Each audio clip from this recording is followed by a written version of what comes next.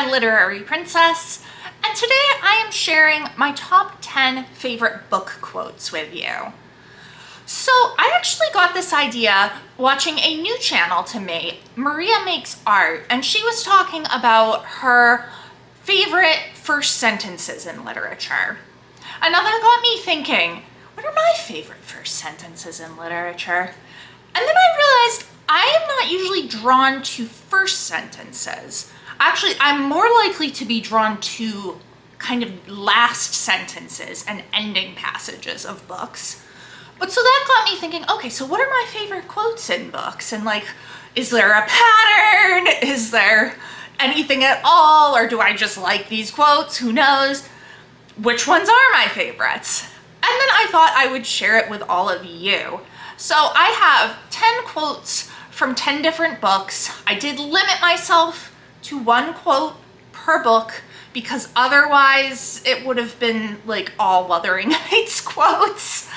And I didn't want to do that. However, I did not limit myself to one book per author, so there are 2 Stephen King quotes in here. So what I'm going to do is introduce the book, read the quote, and then kind of talk about why I like it. So let's jump in. The first quote is from my favorite fantasy book, Wintersong by S.J. Jones. This is the story of Liesl, who must rescue her sister Kathy from the Goblin King. It is a retelling of both the movie Labyrinth and The Goblin Market, the poem by Christina Rossetti, with some hints of the Phantom of the Opera. I absolutely adore this book, and the quote that I have for you is from the very end of the book. His soul, I held my music, our music, to my heart. We were sundered forever, never to be with the other again. The grief shattered me, broke me into sharp, jagged pieces. I wanted the touch of his hand, for my austere young man to put me back together, scarred but whole. But I was already whole. I was Elizabeth, entire, even if I was Elizabeth alone. The knowledge of it gave me strength. Kind of some spoilers for this book. The 2 lovers are parting here. And Liesl, whose full name is Elizabeth, is realizing that she is a whole person by herself.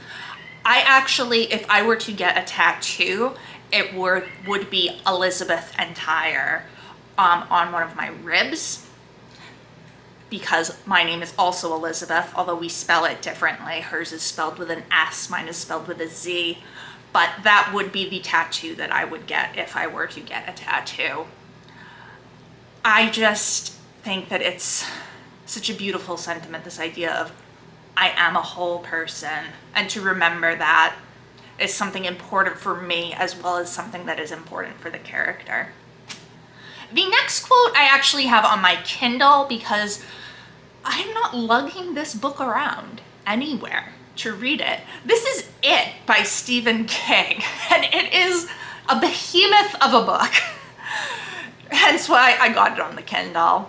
Stephen King is one of my favorite authors, and what I really love is how he writes about the friendships between young people. So this is a quote while we are in the head of one of the main characters, Eddie.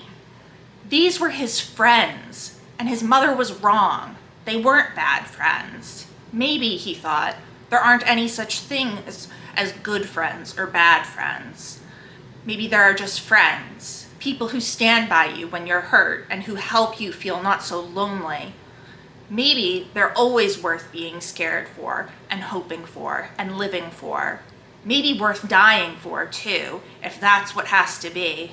No good friends, no bad friends, only people you want, need to be with, people who build their houses in your heart.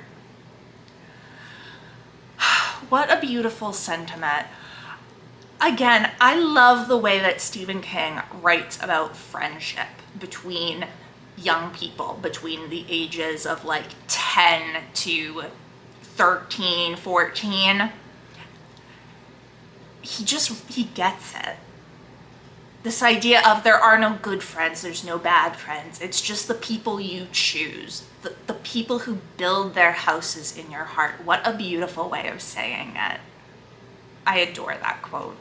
The next book is the final book in my favorite trilogy. And just because it is my favorite does not mean it is good. This is The Kingsmen by Nora Sakavic, the last book in the All for the Game series. Leave me alone. I know it's not good, but there are good parts of it. And one of these is toward the end of the book, right before the teams match against their big rivals. So this is the Coach Wymack, talking to his team, the Foxes, as they are about to go up against the Ravens, who are led by Rico, who is awful and has been a thorn in their side for a very long time. He looked around at them, catching and holding each player's eyes for a moment. I want you to close your eyes and think about why you're here tonight. Don't tell me revenge, because you've already gotten it just by being here tonight. This isn't about Rico anymore, Wymack said. This isn't about the Ravens. This is about you.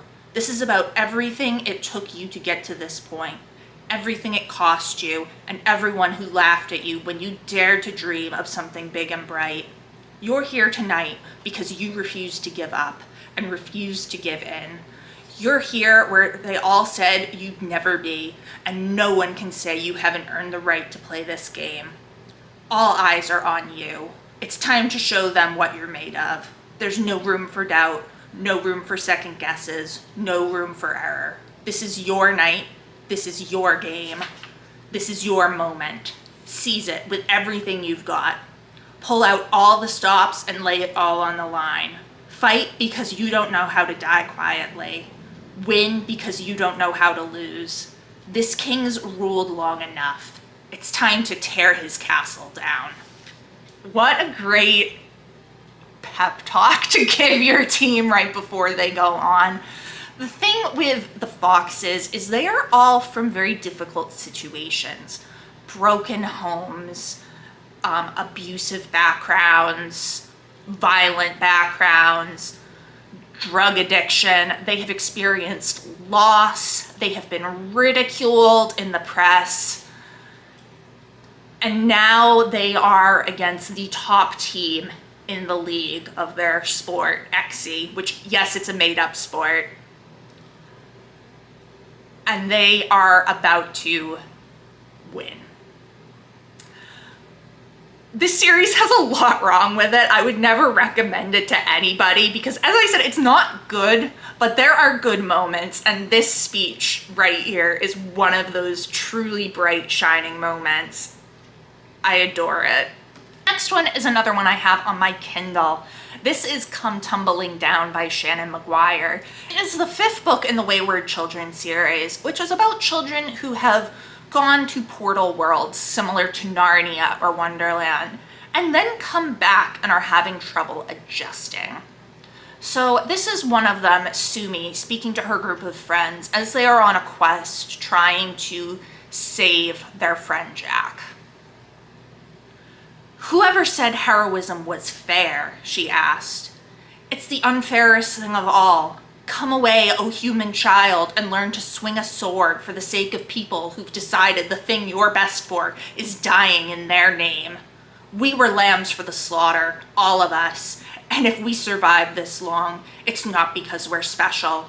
Come on, let's be heroes one more time.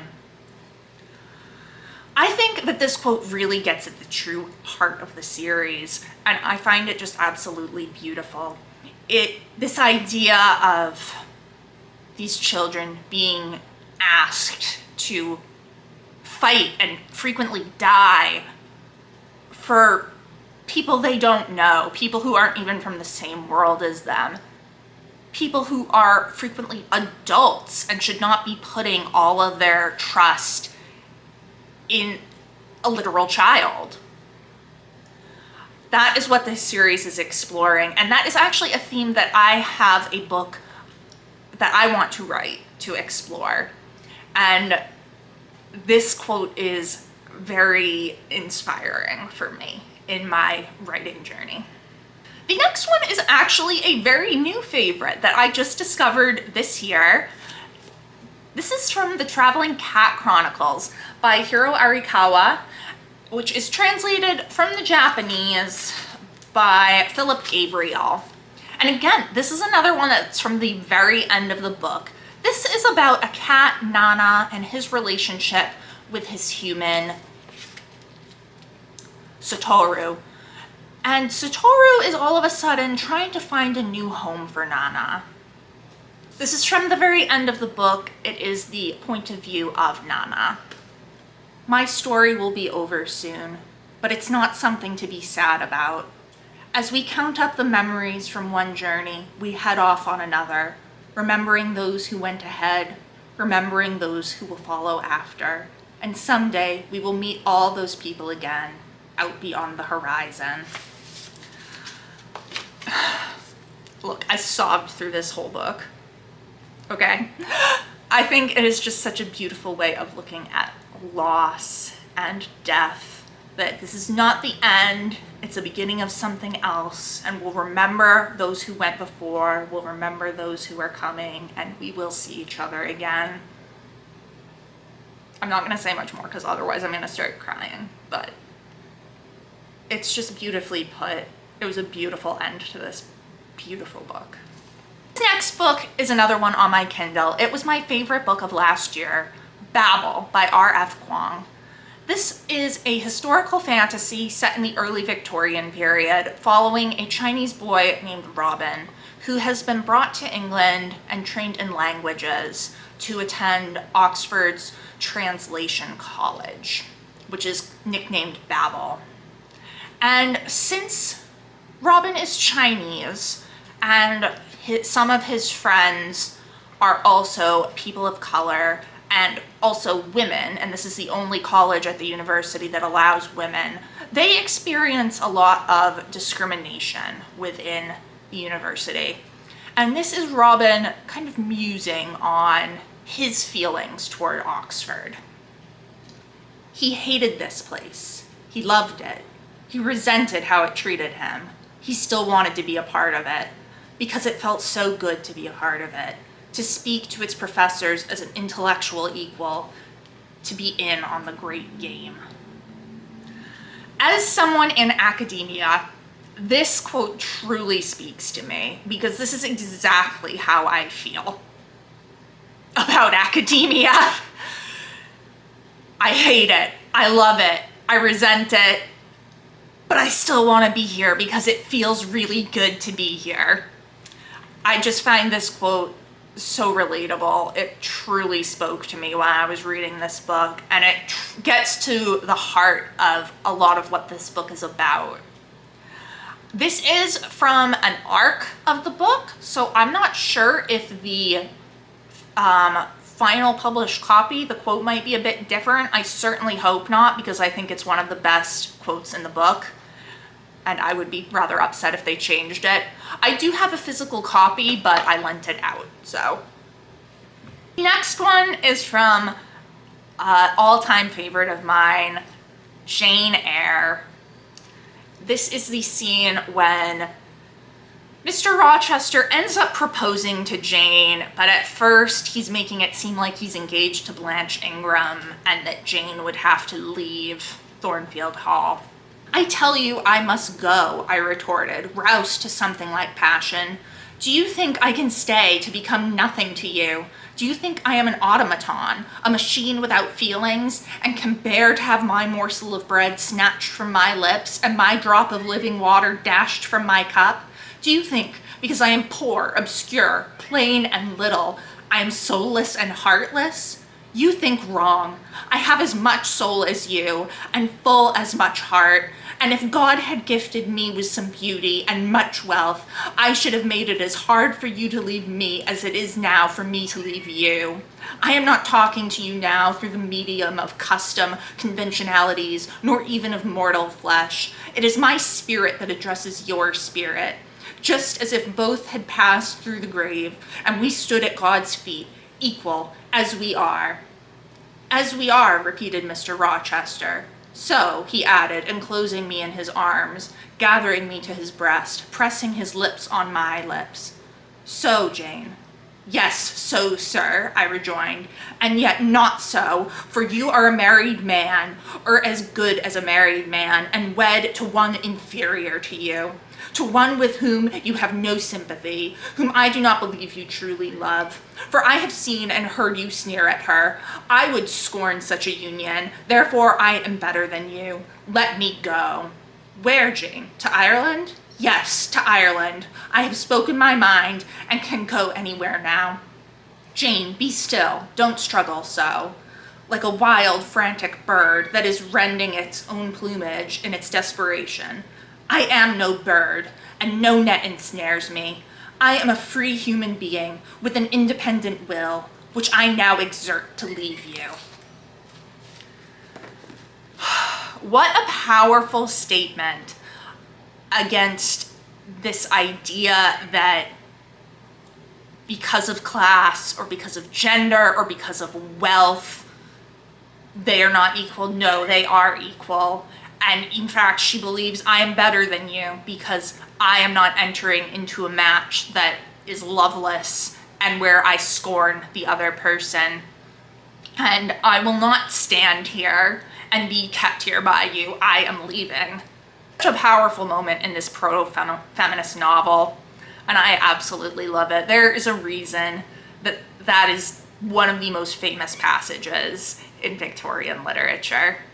If you can hear my cat, I'm sorry. He is screaming his head off because he is locked in our bedroom because he was being extremely naughty and trying to knock over camera equipment.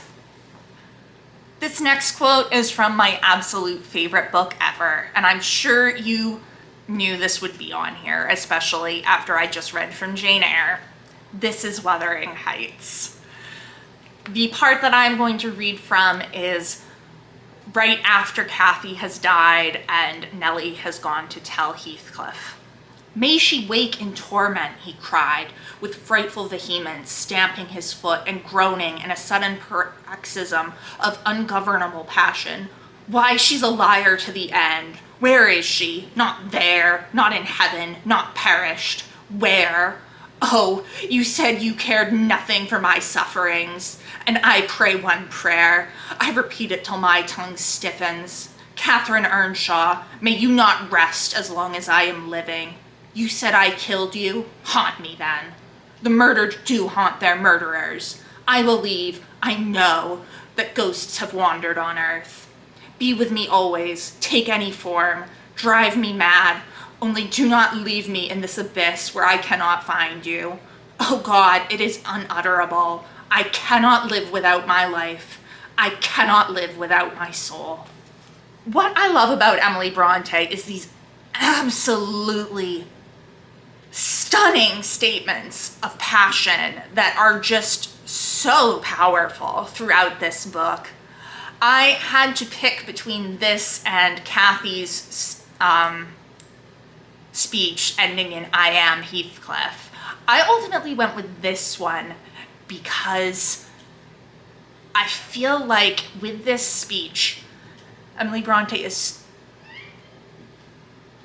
encompassing rage, grief, and just so many different emotions all in one. And I find it so powerful and so beautiful, and yet also rather disturbing, because this idea that I want you to haunt me, drive me crazy because I can't bear to be without you, it is a rather disturbing concept.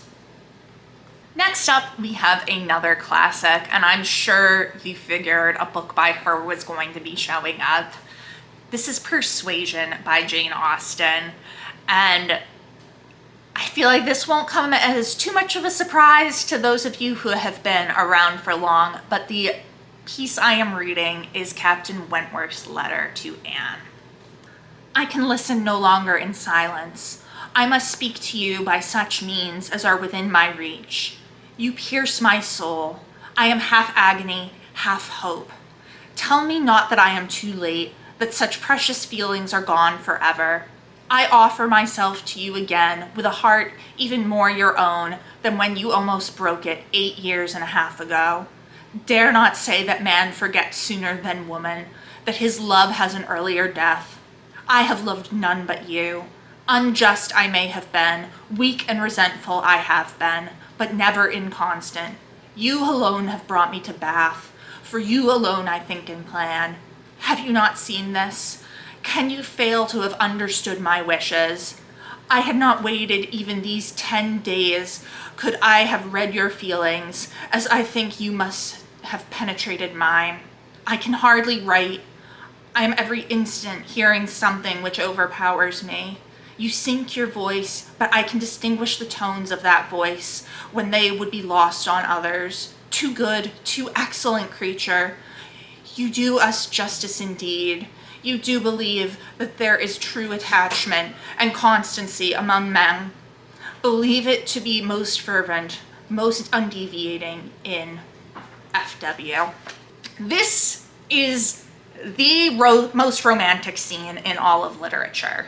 All of literature, not just 19th century literature, all literature, British, American, anything. That is the most romantic thing. I had this passage read at my wedding to my husband last year because it is just such a gorgeous expression of love that I absolutely adore. And we are to the final quote, and this is from another Stephen King book, The Body, which is a novella found within the collection Different Seasons. This is the basis for the movie Stand By Me, which follows 4 boys as they go and look for the body of a missing kid. And again, this is about friendship. Our narrator, Gordy, is looking back on this event as an adult, and after finding out that his childhood best friend Chris has died. He is now a writer. Much like Stephen King, his protagonists are always writers. And he is talking here about a moment right at the end of their journey as him and Chris are saying goodbye after being off together for a few days. And he feels like he should say something, but he doesn't quite know what he should say. Even if I'd known the right thing to say, I probably couldn't have said it. Speech destroys the functions of love, I think. That's a hell of a thing for a writer to say, I guess, but I believe it to be true. If you speak to tell a deer, you mean it no harm. It glides away with a single flip of its tail. The word is the harm. Love isn't what these asshole poets like McEwen want you to think it is. Love has teeth. They bite. The wounds never close. No word, no combination of words can close those love bites. It's the other way around. That's the joke. If those wounds dry up, the words die with them. Take it from me. I've made my life from the words, and I know that is so. I find that to be such a beautiful idea, that speaking the words destroys the love and the functions of love, especially in conjunction with an earlier scene where Gordy encounters a deer while everyone else is asleep, and he has this moment with the deer, and he tells us that I've never told anyone else about it until now because that would have made it not as special. So this idea that speaking it out loud would somehow ruin it and degrade the specialness and the beauty and the love. I find that just so interesting. Stephen King always has these lovely ideas and passages about writing.